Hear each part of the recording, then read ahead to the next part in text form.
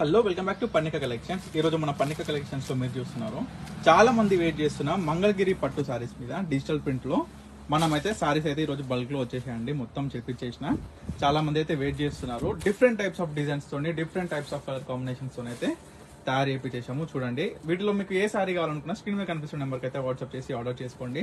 నేనైతే present available ఉన్న pics అన్ని కూడా మీకు షేర్ చేస్తాను. అండ్ స్టోర్కి అయితే తప్పకుండా విజిట్ అవ్వండి, మీకు ఎందుకంటే మంచి కలెక్షన్ అయితే దొరుకుతుంది.